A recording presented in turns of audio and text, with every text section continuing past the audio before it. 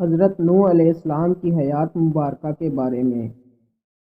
حضرت نوح کا جواب، حصہ نمبر 3۔ حضرت نوح علیہ السلام نے جواب دیا۔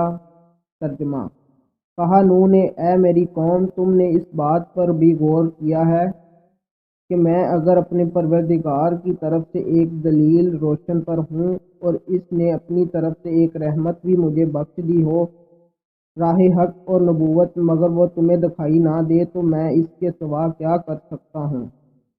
جو کر رہا ہوں ہم جبراً تم کو راہ دکھائیں حالانکہ تم بیزار ہو۔ اے میری قوم، جو کچھ میں کر رہا ہوں اس کے بدلے میں تم سے مال دولت نہیں طلب کرتا۔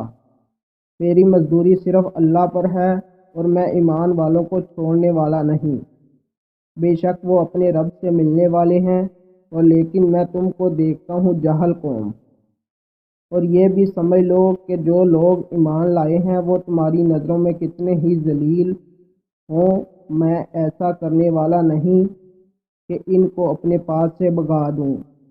ان کو بھی ایک دن اپنے پروردگار سے ملنا ہے۔ میں تم کو کس طرح سمجھاؤں، تم ایک جاہل قوم ہو۔ اور یہ بھی میں نہیں کہتا کہ میرے پاس خدا کے خزانے ہیں، اور نہ میں غیب جانتا ہوں۔ اور یہ بھی میں نہیں کہتا کہ میں فرشتہ ہوں۔ اور جن لوگوں کو تم حقیر جانتے ہو اور تمہاری نظریں حقارت سے دیکھتی ہیں، ان کو میں اپنے پاس سے نہیں بھگاتا۔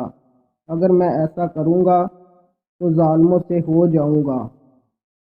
قوم کا جواب، اے نوح، تو نے ہمارے ساتھ بڑا جھگڑا کیا ہے، جیسا کہ خدا تعالیٰ کا فرمان ہے۔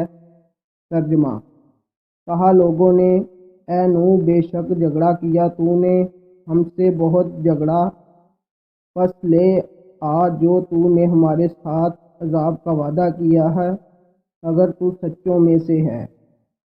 جزاک اللہ۔